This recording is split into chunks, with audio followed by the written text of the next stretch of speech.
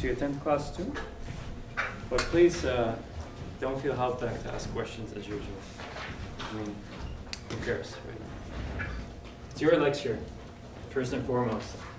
So I'd like to start with this table that I mentioned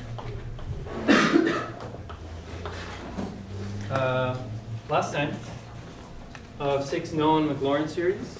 And those are series you should definitely always remember. And so I'll write them down, but simultaneously try to organize them in your head so that they're easier to remember. And so the first one, just use all. The first one is one that by now should be very familiar. 1 over 1 minus x. It's the geometric series. And its Maclaurin series is this. Sum where the summation starts at 0 and runs up to infinity of x to the n. Which, if you expand it out, looks like this. Right? This is known territory. Then there's 2 of those that we sort of found using this geometric series. So there's ln 1 plus x, which you essentially find by deriving ln using the power series expression for the resulting geometric series and then integrating that one. And it looks like this. Minus 1 to the power n plus 1, x to the power n over n. And here summation has to start at 1, because otherwise we'd be dividing by 0.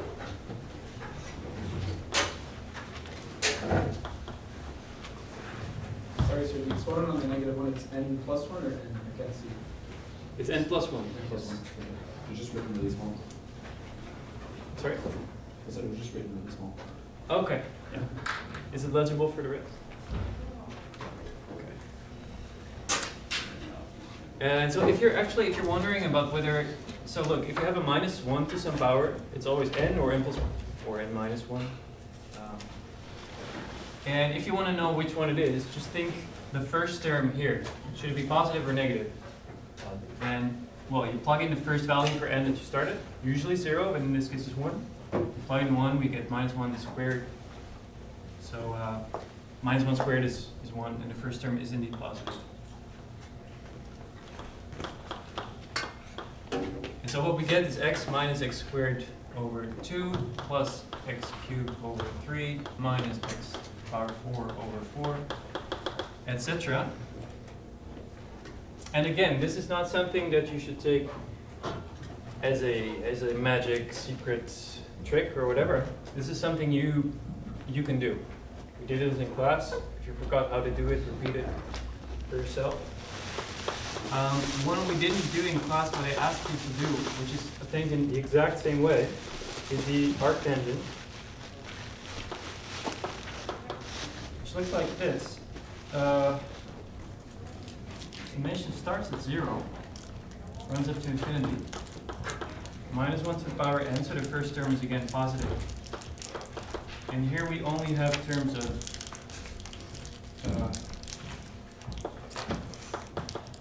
odd degree. So this will be x minus x cubed over 3 plus x to the power 5 over 5 minus x to the power 7 over 7, etc.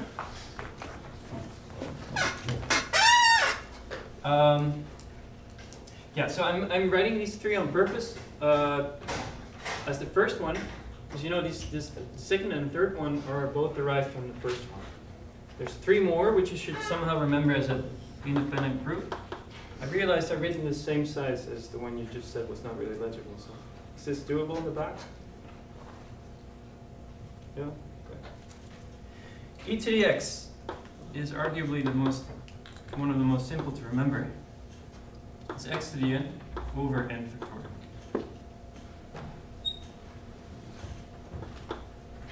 And so what do you get? You get 1 plus x squared over 2 factorial plus x cubed over 3 factorial, etc. And then there's two more, which are sine of x and cosine of x.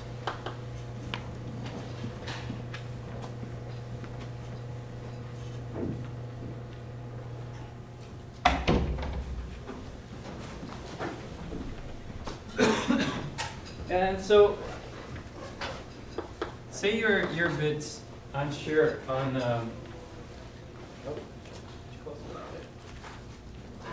on which one was which.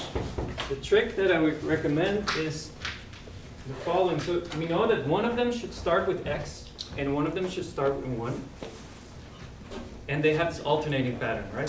They skip 1 degree and they alternate in sign. But the question, of course, is which one starts with x and which one starts with 1. If you want to remember, think sine of 0 is 0, whereas cosine of 0 equals 1.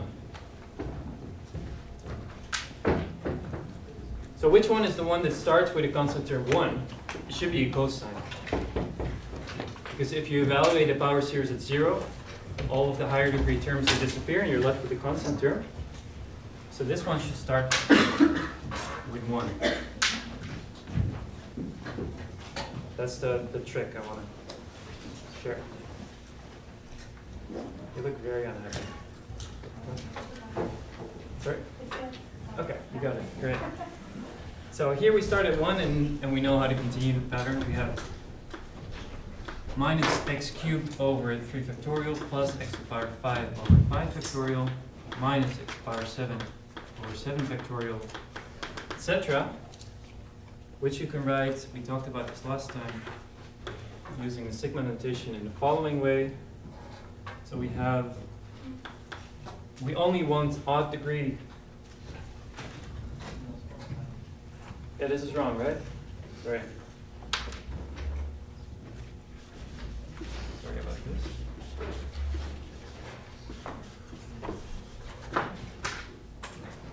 This camera is making me nervous. Yeah, so you see my mistake? I started at 1 and then I went to x cubed. We only want to skip 1 degree. So this is the constant term, we think of it as degree 0. We skip degree 1 and we end up at degree 2. So this should have been an x squared and a 2 factorial. And here an x4, 4 factorial, x6, 6 factorial, etc. Yeah, that makes sense. And so if you want to write this in the sigma notation, if we only want even degrees, we'll put a 2n here. We have to divide by the same number in factorial, so that will be 2n factorial. And then we have an alternating sign. And again, we think, what should we put in the exponent? We want the first term to be positive. First term corresponds to n equals 0. So if I put an n here, the first term will have minus 1 to the power 0, which indeed is positive. Right, so the last one, now that we remembered what cosine was like, this one is straightforward. So now we start with x, and we repeat the same pattern. We skip 1 degree, so we start at degree 1, skip degree 2, we go to degree 3. And we have x cubed over 3 factorial plus x to the power 5 over 5 factorial minus x to the power 7 over 7 factorial, etc. And in the same way, we write this in sigma notation. If we want only odd degree as exponent, we use 2n plus 1. And you can check if you plug in n equals 0, indeed this gives you an x to the power 1, which is the first term here. We divide by the same exponent in factorial. So the same number we use for the exponent, we divide by its factorial. And we want an alternating sign where the first term is positive, since we start summation of n equals 0 with minus 1 to the power n. And this is the table you should remember. And so, just to finish this, there's this notion of radius of convergence of the power series. So I'll write them next to the table. We know that for the geometric series, the radius of convergence is 1. Since ln and arctangent are derived from the one for the geometric series, the radius of convergence stays the same. So also here, r equals 1. E to the x, we did this in class. The radius of convergence is infinity. So this power series converges on the whole real line. And you didn't do this in class, but if you follow the exact same steps for as the one we followed for e to the power x, you'll see that the radius of convergence here is also infinity, and that the reason for that is really this n factorial, or this factorial in the denominator. I mentioned this before in class. Whenever you see factorials in denominators, good chance it will converge everything.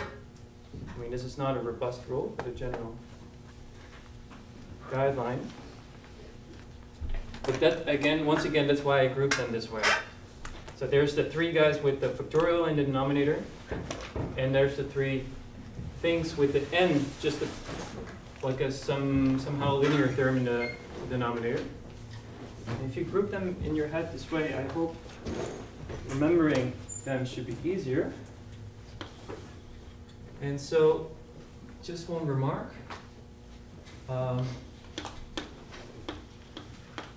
So, you'll be reading your book, right?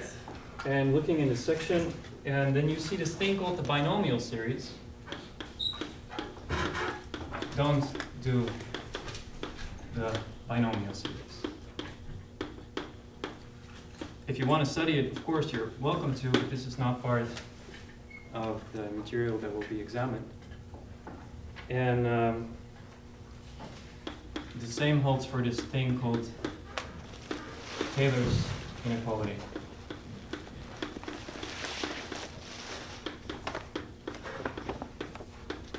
So in particular, if you look up this table, the same table in maybe in different order in the book, you'll see the binomial series there. I think it's the last one in the table, but yeah. You can study it, but it's not part of the material that will be examined. So let me give you this exercise, which at first glance might have nothing to do with it. It actually does. Find the sum of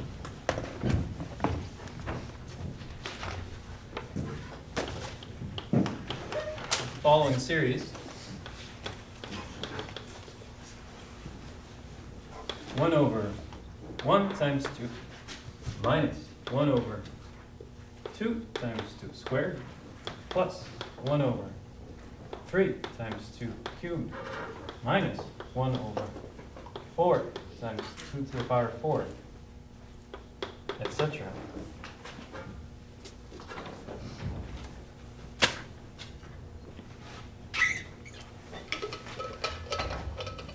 And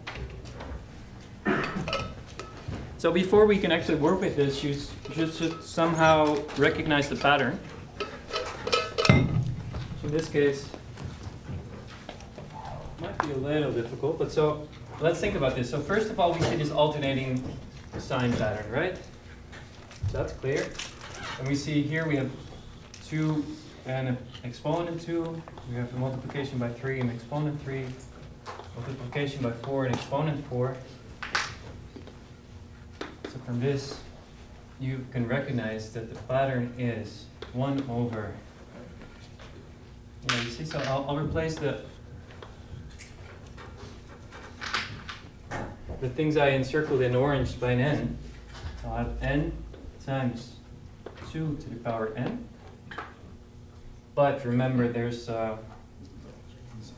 alternating sign, exactly.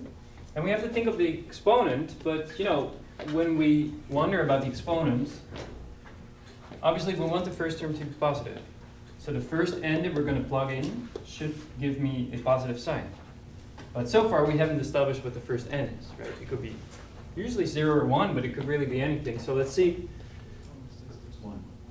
I think it should start at 1, right? Because starting at 0 is definitely not what we want. So we start at 1, run up to infinity, and then if we put a 1 here, an n here in the exponent, we get a negative side. So this is not what we want. N plus 1. N minus 1 does the exact same thing. Minus 1 to the n plus 1, or minus 1 to the n minus 1 is the same thing. It's a difference by a factor minus 1 squared, which is 1.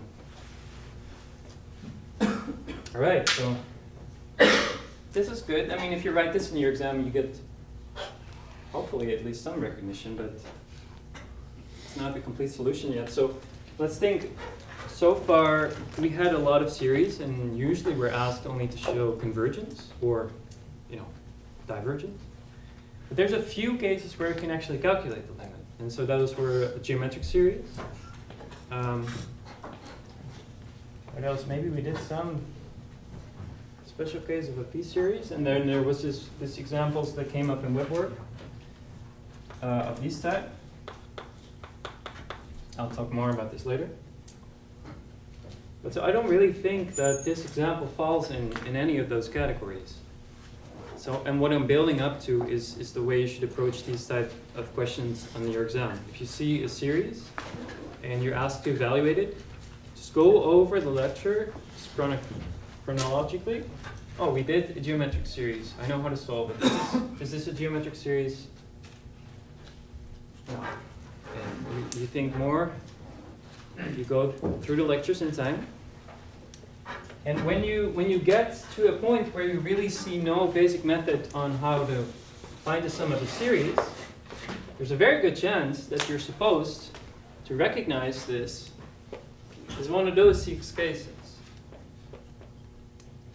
So let's see if that is indeed the case. There's 6 of those, but 3 of them have a factorial, and this one does not.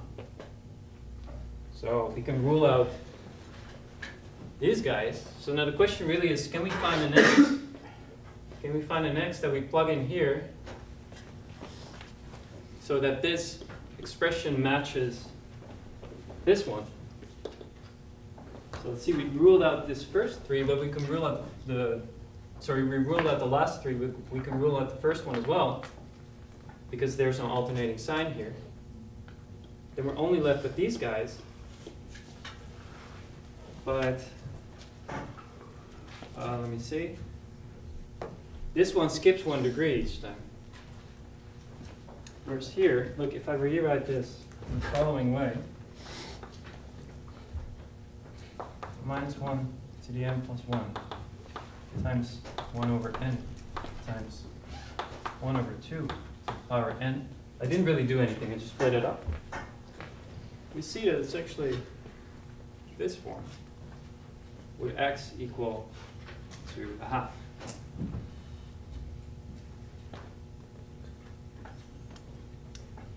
And so maybe I'll write it again in a form which matches it more closely. Minus 1 to the n plus 1 times a half to the power n over n.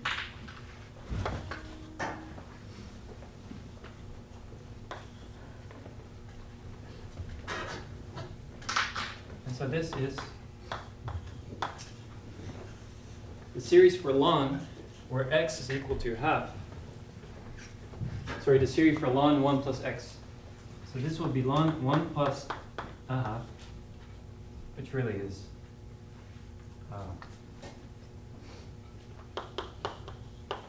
ln of 3 over 2. Does this make sense? Yeah. Yes, but what about the 2 to the n? What about the 2 to the n? What about it? Oh, that's where the 1 half comes from. Exactly. Oh, okay. Yeah, because it's in the denominator. You see, so it was here, and then I split it up. And then just to show you the parallel with this series on your left, I wrote it on top. Right. This is a bit, this algebraic wizardry.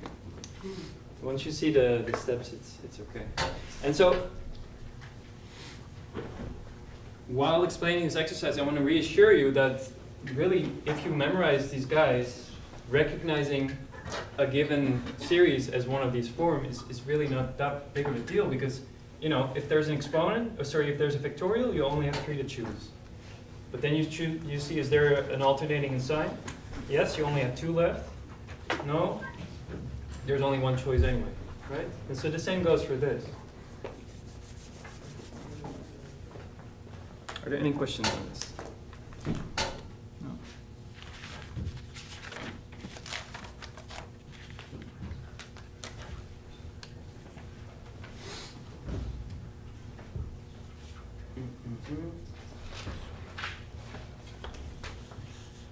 Now I want to talk about these guys called Maclaurin polynomials. We did Maclaurin series, and Maclaurin polynomials is sort of a very related issue. So with f of x be a function.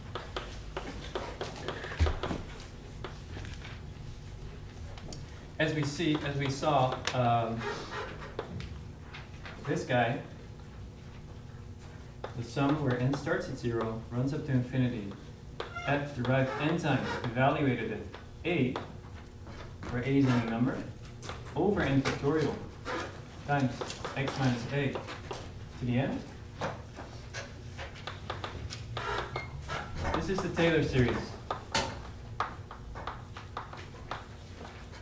for f at a, where, as I mentioned before, a can be any number. Usually a is 0, or maybe it's 1.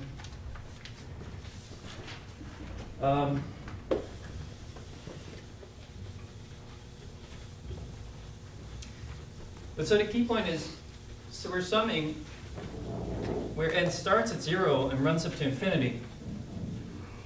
And this is a series. So what is a Taylor polynomial? It's the same thing where we stop summing a bit earlier. So the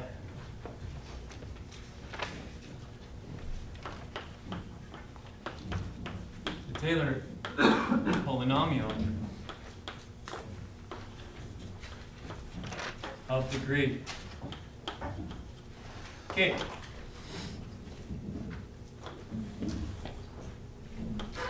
of f is the same thing, sum f derived n times evaluated at a over n factorial x minus a to the power n, and starting at 0 and stopping at k.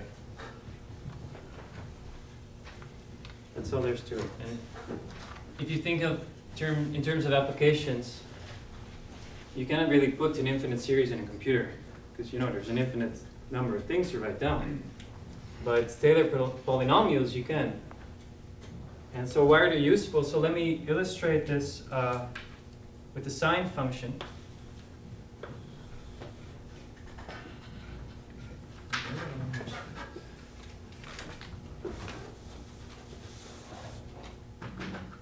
So I'm essentially going to tell you what Taylor polynomials are good for, also justifying why we do Taylor series in the first place.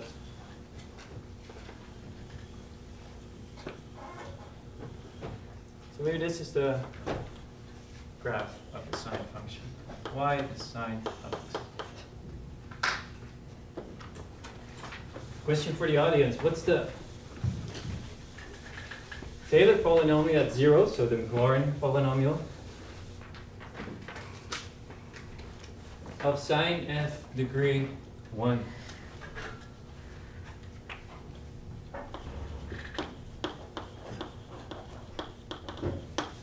So Maclaurin polynomial, I didn't write it down, but I mean, it's the same as the Taylor polynomial, but then a being equal to 0, right?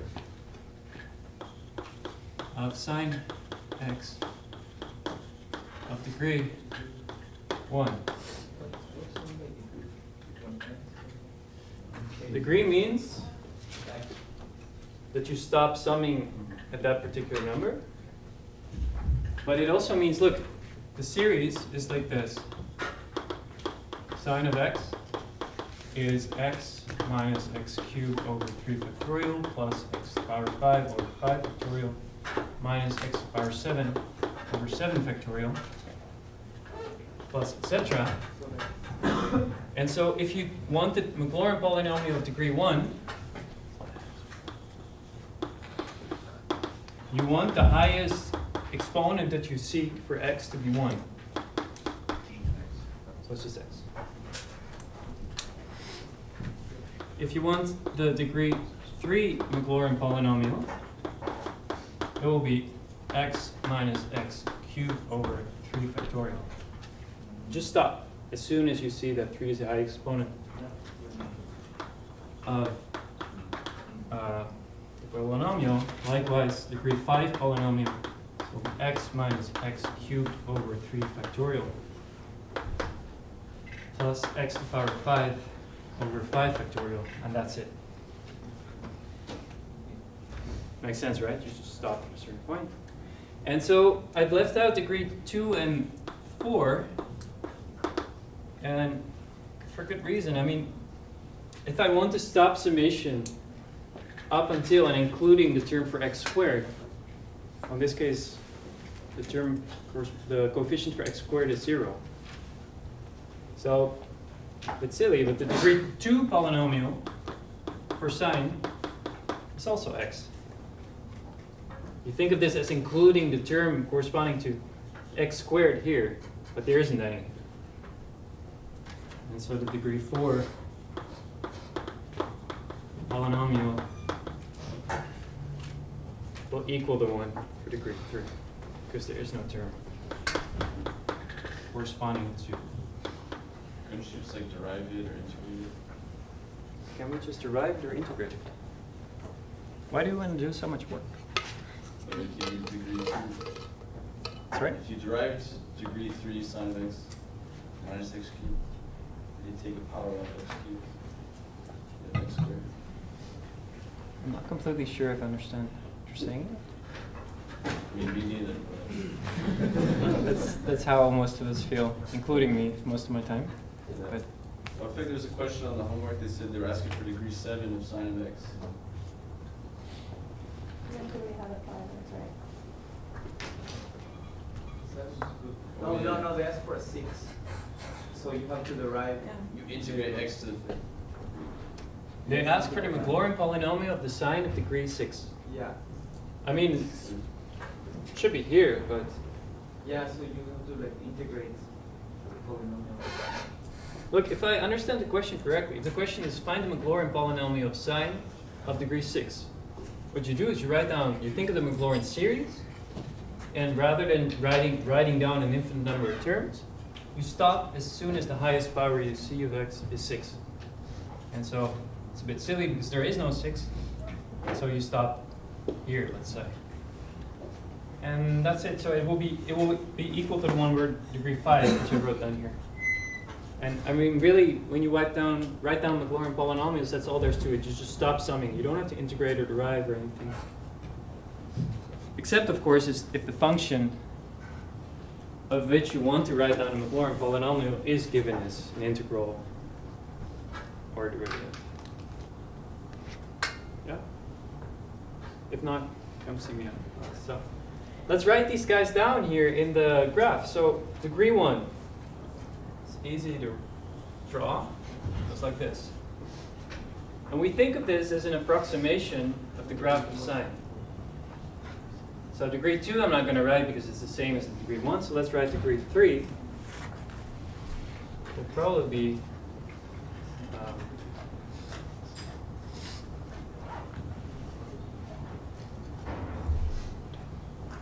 should be something like this. You know what, I'm going to use something.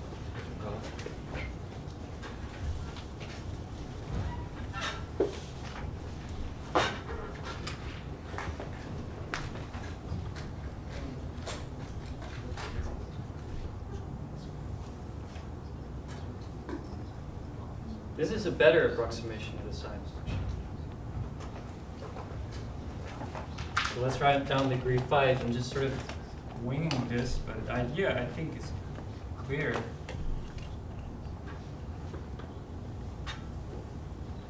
The higher in degree you go, the better the approximation is.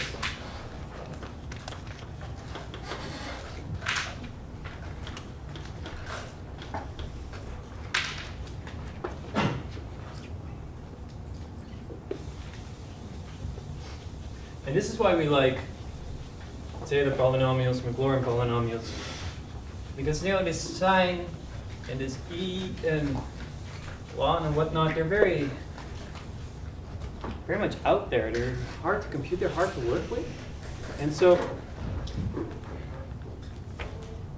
if you want a value for sine which is close to 0, you see that the approximation by a certain Maclaurin polynomial will be good enough for all practical purposes. You can just work with this. Actually, I was hoping that this was the way calculators actually calculated it. So I Googled how do calculators calculate sine or e, and I got this. The first hit was actually explaining this and saying one way a calculator could do it is the following. And I was very happy and then said, but this is not how they do it. And then there was this apparently better method, which was faster, this algorithm. But I mean, this is definitely a way you could do it. Professor? Yes? In the textbook, they show that the book is different for the degrees. Yeah, as I said, which page is that? It's 777. 777. They say that the degree 3, it goes down on the graph instead of going up. Right. Thanks. So I sort of decided on the go that I wanted to include this.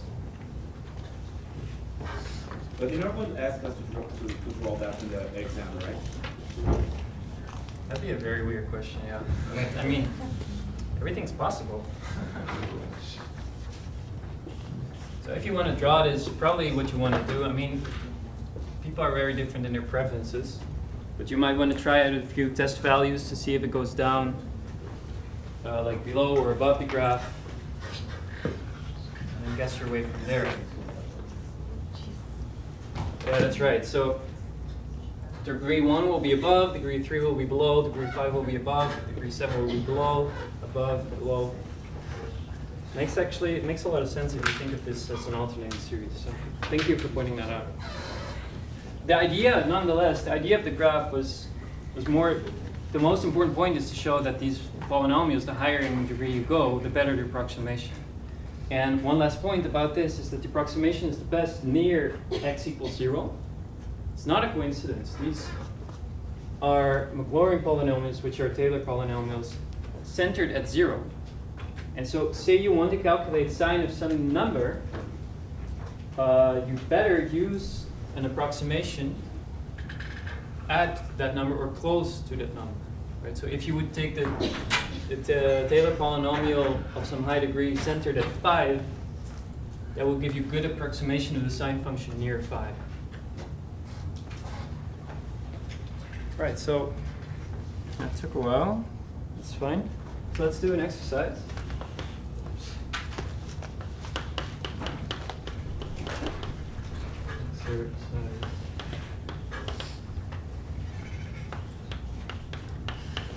Let f of x equal the integral from 0 to x.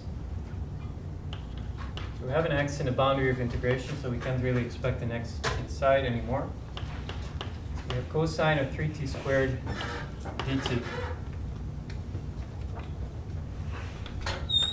So the question is, find the Maclaurin polynomial of degree 11 for f of x. So we might expect to write something with a constant plus something x squared plus something x cubed all the way up to x to the power 11. Use this polynomial to estimate, it's getting very interesting, the integral from 0 to 0.21 of this function, cosine 3t squared dt. And lastly, estimate the error.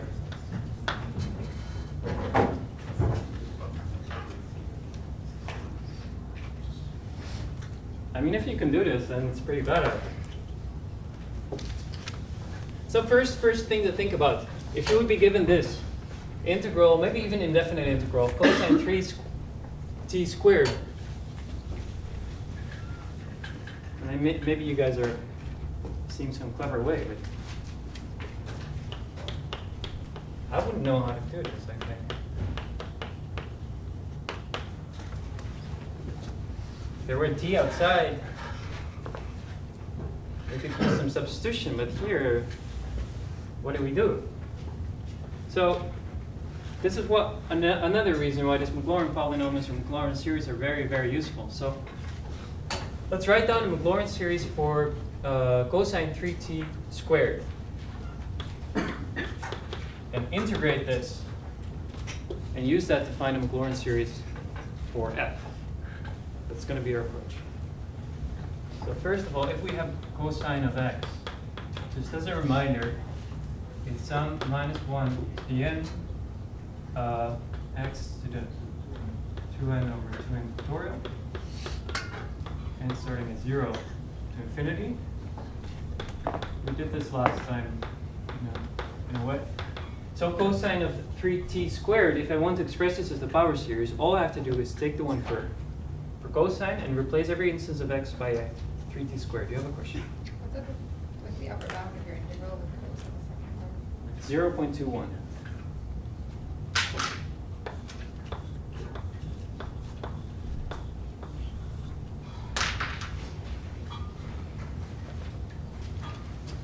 So here, sum n equals 0, infinity. If I want to find the Maclaurin series for a cosine 3t squared, as I said, I'll replace every instance by of x by a 3t squared. I'll have minus 1 to the n, 3t squared to the power of 2 over 2n.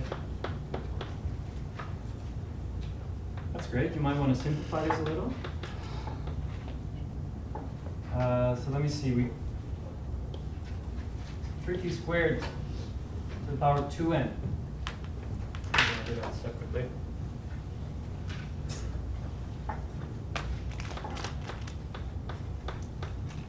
That will be 3 to the power 2n times t squared to the power 2n.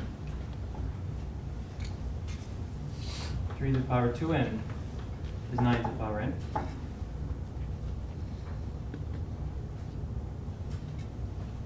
If you want to follow your steps, this is 3 squared to the power n.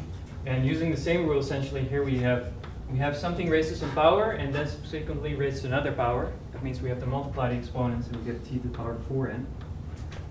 So what we get is 9 to the power n times t to the power 4n.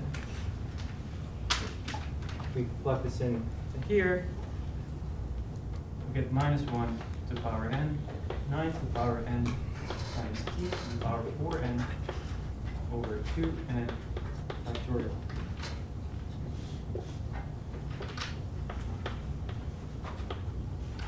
So that's great.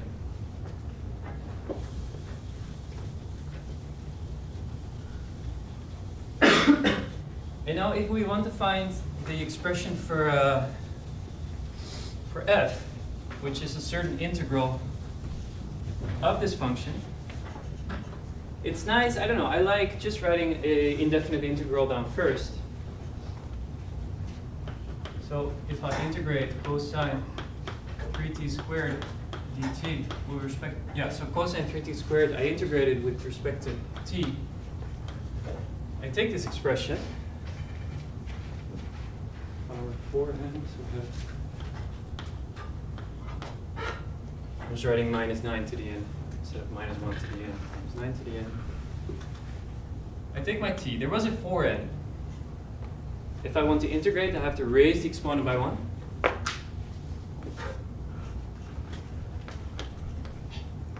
So 4n plus 1. And I have to divide by the new exponent. And then there was this 2n factorial, which is still there. And summation started at 0. so we're going to keep it there. And this is the indefinite integral. Now f is in a way a definite integral, except one of the boundaries of integration is a variable. But for purpose of the calculation, that doesn't really matter. So if I take this integral with n.0 and x of cosine 3t squared dt, it will be an antiderivative,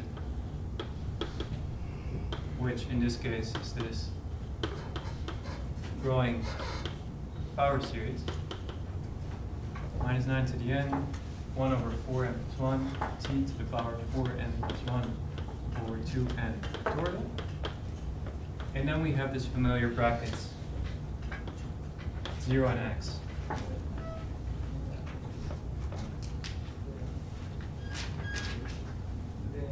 The 4n plus 1, why are we?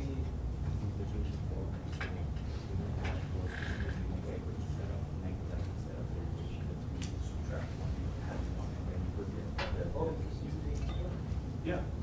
oh, yeah. Oh, good. Right. So we have an antiderivative. We plug in the right endpoint, we plug in the left endpoint, and we subtract the result. So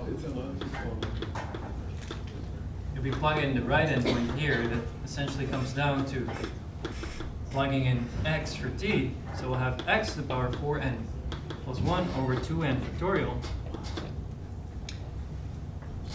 minus the same thing for 0 plugged in. But if you think about what happens, if you plug in 0, all this t's will become zeros. And so only the constant term survives, actually. So think of what is the constant term in this case. It's the one where you have a t to the power 0. But we start summing in n equals 0. In that case, the exponent for t will be 4 times 0, which is 0, plus 1. Yes? So when you were doing the integration over there, you put like the boundaries, 0 to x. So since that we have 0 as a and x as a unknown number, so we can apply the first part of the theorem for integration, which you can, instead of just putting 0, you can just put like for x the first part of the fundamental theorem of calculus. Yeah. Right? I mean, you have the right idea, but you also have to be a bit careful. So it's very good what you're thinking about, but this, in a way, it is what we're doing. We're applying the fundamental theorem of calculus. But the one you might be thinking about, I'm not sure, but it could be, is the one where you derive. If you would derive this expression that comes down, just plug in x here. Look, this guy is not the power series expression for this. This guy is the power series expression for the indefinite integral of cosine of 3 t squared. So, in a way, it is true that you just find an antiderivative. But yeah, you have to be a bit careful. I would really recommend working it this way, because if there would be a minus 1 here, it would be different. If there would be minus 2 here, it would be also different. I'm not sure if I'm answering your question. Yeah. Anyway, so what I was getting at is if we plug in 0 here, we're just going to get 0. Because it comes down to replacing t by 0, or multiplying by 0, except if the exponent for t were 0, so that will be the constant term. But there isn't any. Because the lowest degree term we have in this case will be the one corresponding to n equals 0, which is t to the power 1. If you're confused about this, write this whole thing out. Like write the first term, write the second term, write the third term, and you'll see. And so really, this is the answer for the first part. Oh no, not even the first.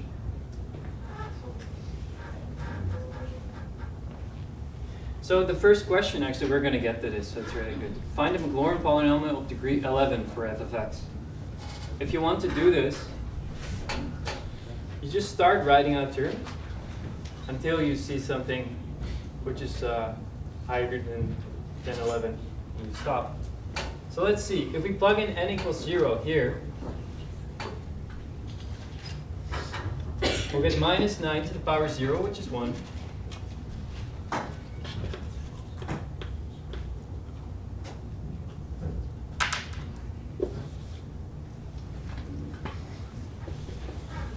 This.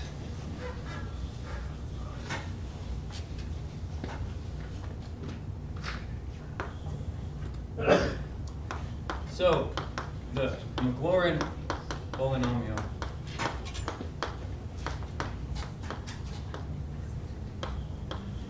of degree 11 is first term minus 9 to the power 0, 1 over 4 times 0 plus 1, x to the power 4 times 0 plus 1 over 2 times 0 factorial, so that's 0 factorial,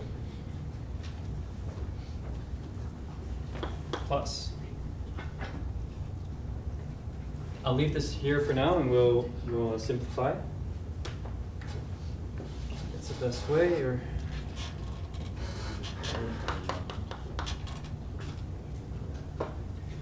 so, you know, honestly, this thing, it was my idea, but it's driving me, I feel like so observed. It's too much pressure, but it's my own fault. Anyway, the best way to do it is, I would advise you to do it this way. First term, corresponding to n equals 0, is this. We take this expression, we plug in 0 everywhere, minus 9 to the power 0 times 1 over 4 times 0 plus 1 times x to the 4 times 0 plus 1 over 0 factorial. Which is a lot of zeros, so let's simplify this. Minus 9 to the power 0 is 1. Anything to the power 0 is 1. 1 over 4 times 0 plus 1 is just 1 over 1. So here we have a 1, 2. 0 factorial is 1 as well. So this is x. It's much better. Second term. N equals 1. Yeah, okay. First term, second term. This. Minus 9 to the power, let's see, we plug in n equals 1. So we have minus 9 to the power 1. 1 over 4 times 1 plus 1. I'll simplify that straight away. We have a 1 over 5. X to the power, same way, 5. And 2 times 1 is 2, so we have a 2 factorial. Which is really minus 9 over 10 times x to the power 5. It's great. It seems like we don't have to do so much work to write down 11 terms. Third term, n equals 2. Same way, minus 9. Is this legible in the back, by the way? I get 1 thumbs up. How about there? Yeah. Okay. Minus 9 to the power 2. 1 over 4 times 2 plus 1 is 1 over 9. X to the power 9 over 2 times 2 factorial, which is 4 factorial. So let's see, minus 9 squared will be 81. We're dividing by 9. And 4 factorial. X to the power 9. So if you want to simplify this, you will have, yeah, you can calculate this. If you think about 81 is 9 times 9, one of the 9's cancels against this 9. And we're left with 4 factorial, which is 24.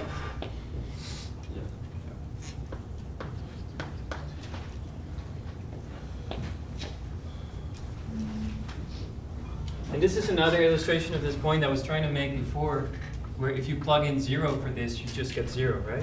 Because we'll have higher degree terms now. But you see all of the terms have a factor x. So if you plug in 0 here, you indeed get 0. So this sort of justifies what I was trying to explain here before with the integral. Of course, I want to leave the question on the board, so go here.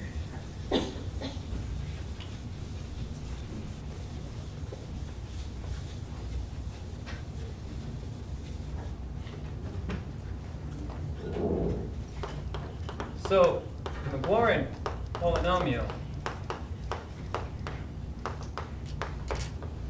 of degree 11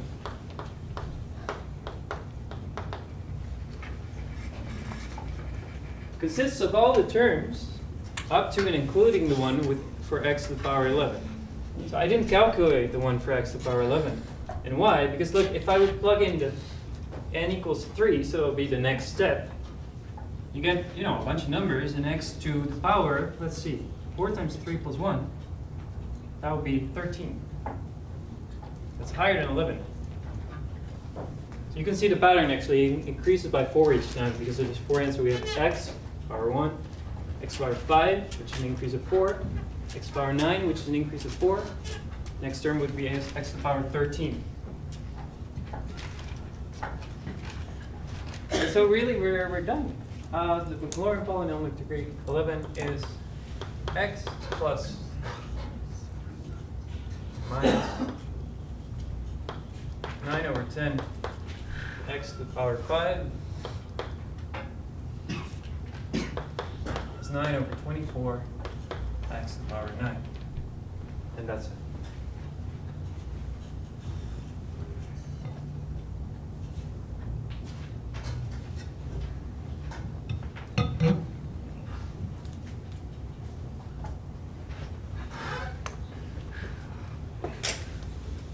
This answers the first part of the question. So let's look at the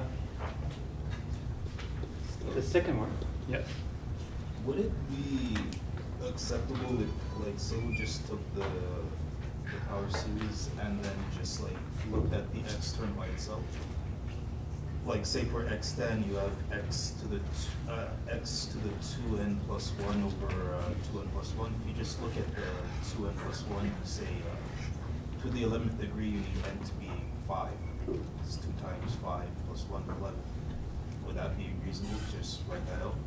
You mean you would write down the sum with whatever it is and then put, in this case, the 5 here? Yeah.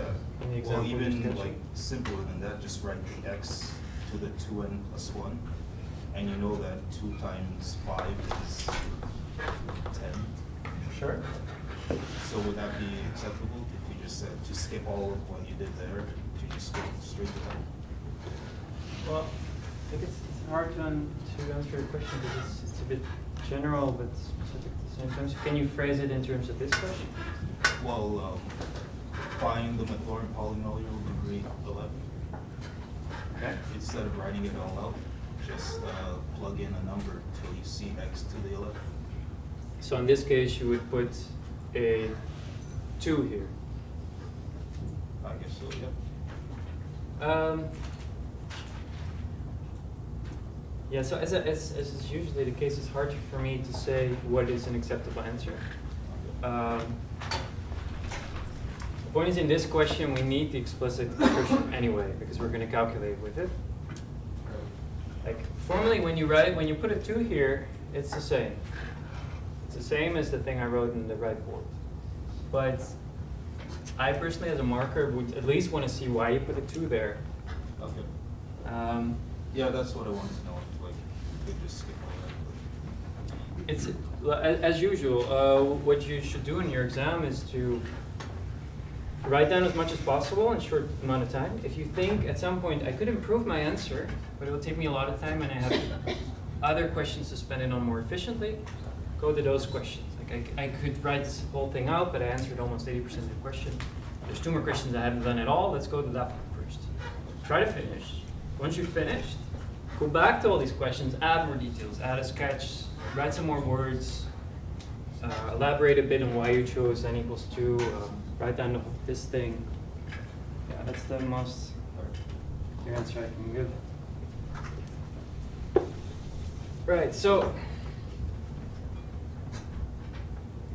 we answered this first part, right? Find Maclaurin polynomial degree 11 for f. Use this polynomial to estimate this integral, which otherwise would be hard to find. And so if we want to use a Maclaurin polynomial to estimate a certain function, you just plug in the same number in the Maclaurin polynomial as you would do with the regular function. So you estimate for f evaluated 0.21, which is the same as the integral from 0 to 0.21 of cosine 3t squared dt is this guy with all x's replaced by 0.21. 0.21 minus 9 over 10, 0.21 to the power 5, plus 9 over 24, 0.21, power 9.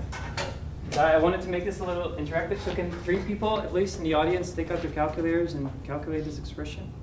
I didn't get why you took the polynomial of degree 11 and Concordia. So do we agree on our task?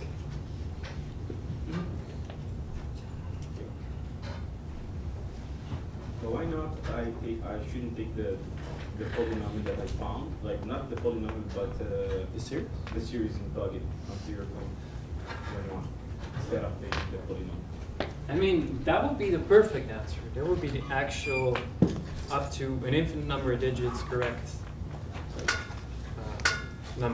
answer. But it's impossible to calculate. Because look, if you plug in 0.21 here, how are we going to evaluate the sum? It's very difficult. And so, since in general these sums are very difficult to evaluate, what we do is use this Maclaurin polynomials to estimate them. And so not only can we estimate them, but we can estimate how far we are off. So this will be approximately our answer. And maybe it's actually approximate enough, like good enough. Does that make sense? Yeah. Okay. So, in the same kind of question, so what would difference, how would it be different from like the first degree or 5 degree or 11 degree? The more degree, the more accurate? Exactly. It's the picture that was here, where you saw that the first degree approximated, a bit, and the third degree a bit better, fifth degree a bit better, seventh degree a bit better. So the infinite degree, if you like, is the perfect approximation, is the function itself.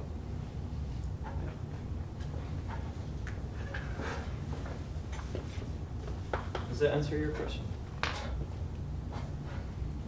Yep. Did someone calculate this in the meantime?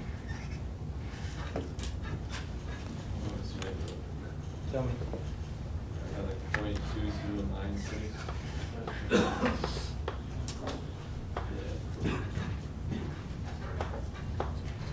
It's fine. Some number. And this is the answer to the second part. And I hope the third part will actually enlighten also on why we're doing this. So, look, if you think about this series for a fixed number x, so if you plug in x equals 0.21, this is an alternating series. So this is a very good opportunity to remind you of a very nice criterion on bounding the error term for an alternating series. Let me recall it actually.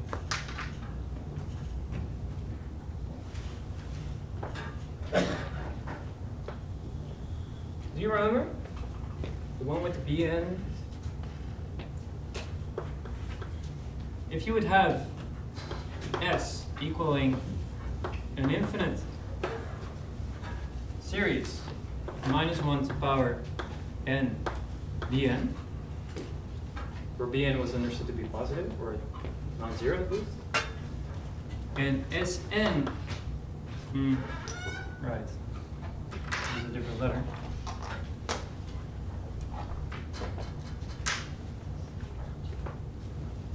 Let me change this to I.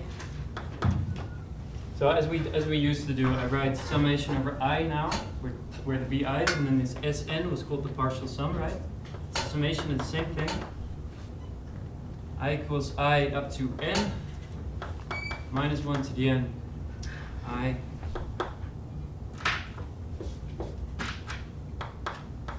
bi. Does this ring a bell? Okay.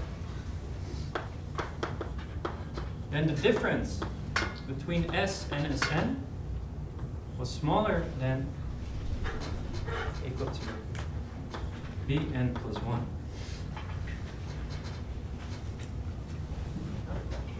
See some happy faces? And we're going to use this in this case because this series, if you plug in x equals 0.21, is an alternating series. It's a complicated one, but it is an alternating series. And so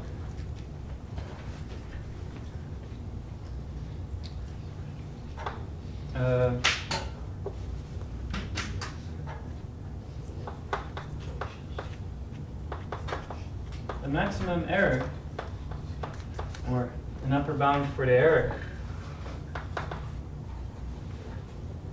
is in this case the next term of the series with 0.21 plugged in.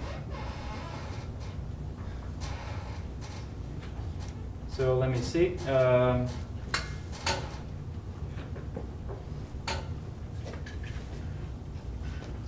It'll be -9 power 3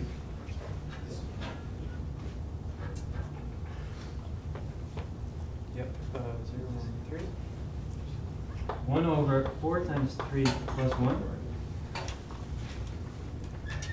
0.21 to the power 4 times 3 plus 1 over 2 times 3 6 factorial.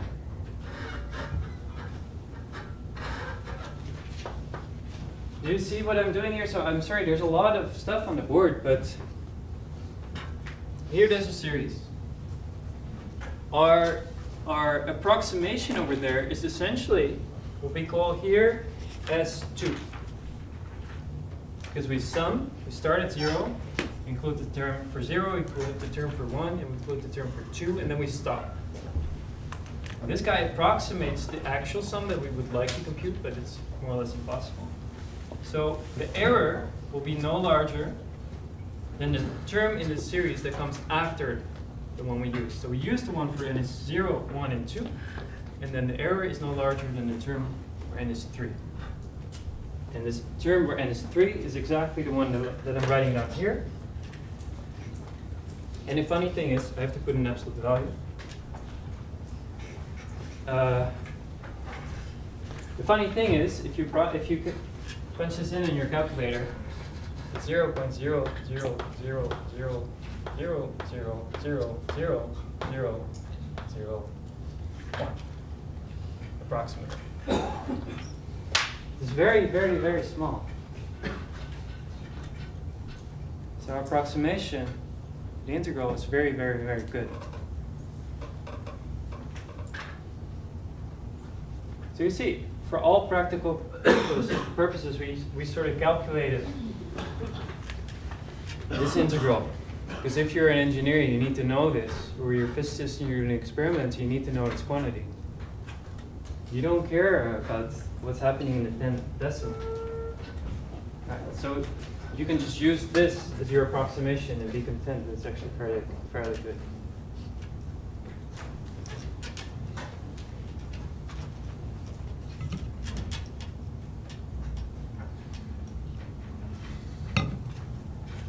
So I chose this question because there's a lot going on. And so we found a Maclaurin polynomial, essentially by first finding it for the cosine of 3t squared and then integrating that one, which is a step in itself. So even if you got lost after this, you want to remember this part, because this is very well something you could be asked to do. And another thing you should remember is, if you use Maclaurin or Taylor polynomials to approximate something, you just plug in the value in the Taylor polynomial. That is your approximation. And then thirdly, I took this as a nice chance to review this part about alternating series that we did, where the error term of the partial sum, where you take the terms up to degree n, is no larger than the term degree n plus 1. It's a very easy criterion to estimate your sums. And don't be afraid to just sit on this. Like, look at it again at home. Do more exercises.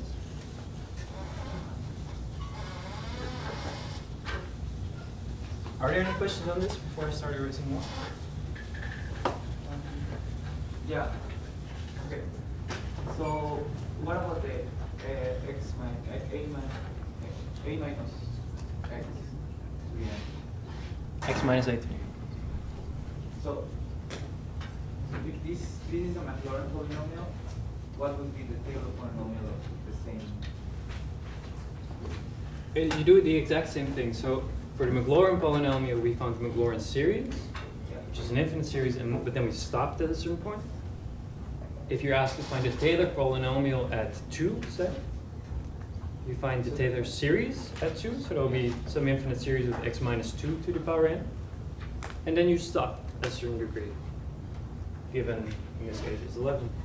Because in the case that a was 6, Mm-hmm. where would that be? So I think we did this one. So the Taylor series for e to the x at x equals 2 was this guy, e squared over n factorial x minus a, the x minus 2 the n. I'm pretty sure this is correct. And so let's say the degree 3 Taylor polynomial would be, first term is e squared, because it will be 0 factorial and raising this guy to the power 0. Second term will be e squared x minus 2. And we get e squared over 2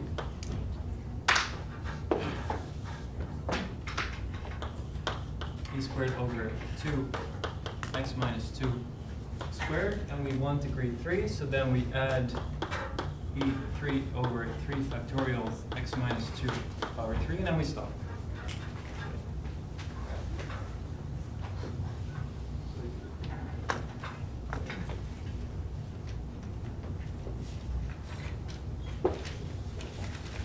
Does that make sense?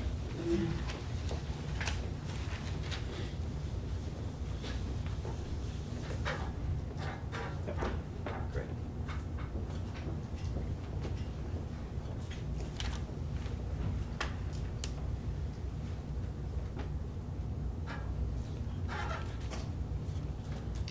All right, so maybe we can, because we don't have that much time anymore, let me show you this nice little integral.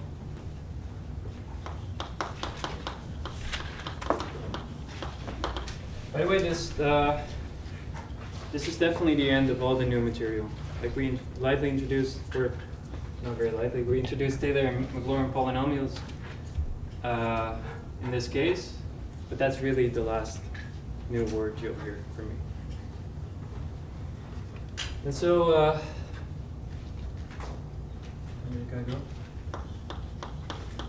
Solve the integral. Integral 5 minus 5 cosine squared of x over cosine squared of x dx. Hopefully, I'll be able to show you two ways. So, first approach.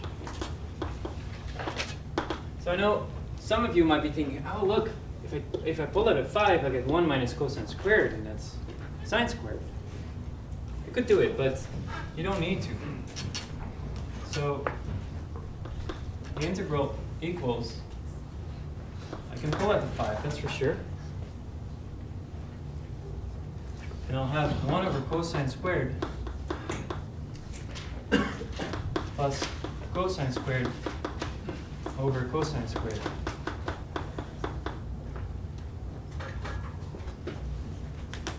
Which is 5 times the integral 1 over cosine squared plus 1. The integral of 1 we know how to do. So all we have to worry about now is this cosine squared. And you might be thinking that's half angle formula or crazy stuff, but it probably work. But the goal of this exercise is really to show you that 1 over cosine squared is nothing to be afraid of. Because remember that 1 over cosine is the secant by definition. And do we know a function whose derivative is secant squared? Professor, it's mine. It's mine, it's not plus. Oh, thank you.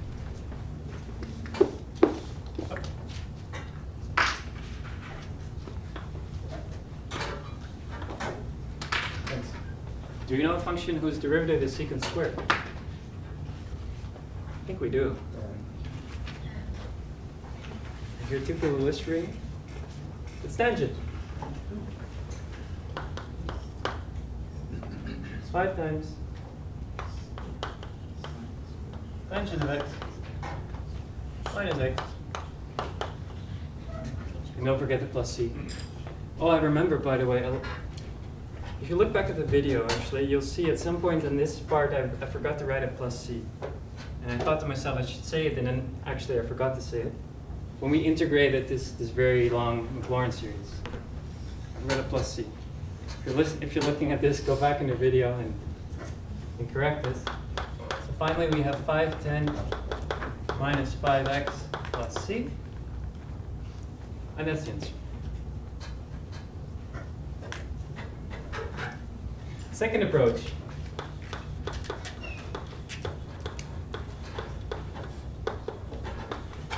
What if we actually use this rule? So if I first just pull out the 5, and I have 1 minus cosine squared of x over cosine squared of x. What if I convert my 1 minus cosine squared into a sine squared?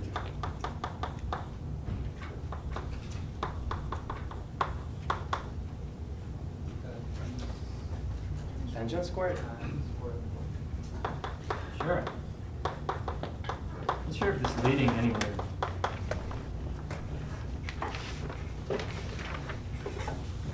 Is it leading anywhere?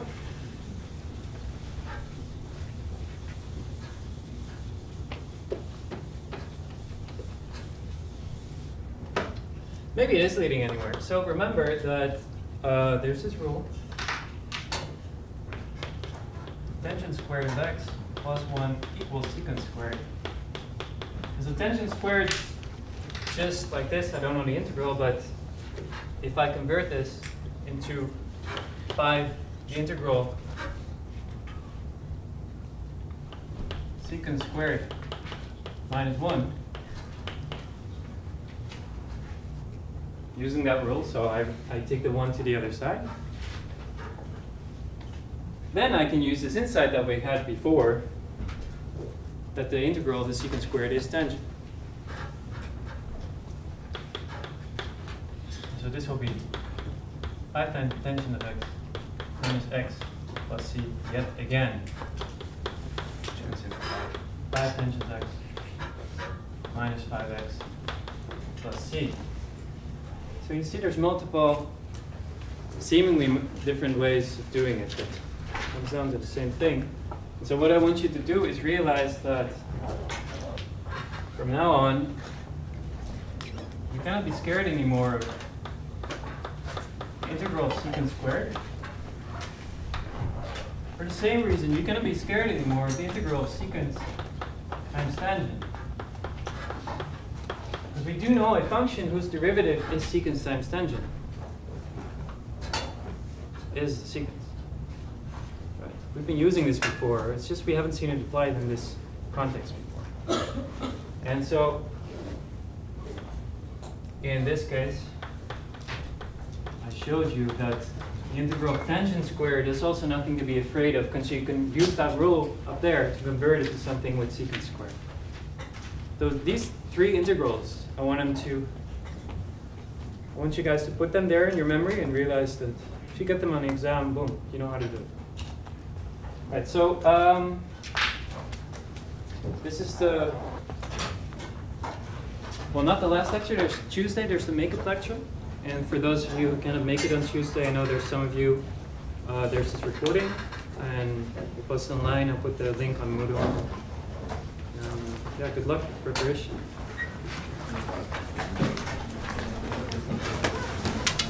Is it Tuesday? Yeah, same time. I'll write it down.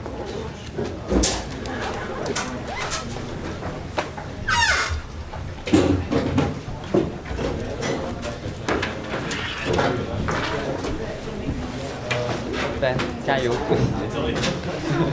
哎，你去球球了？啊？是那个去球球了吗？我205没有9分，因为是可以不去。当时我报这个课的时候，tutor没了，所以我没报上。啊，对，这是报的。对，可以随便去。啊。我从来没去过。我也从来没去过。拜。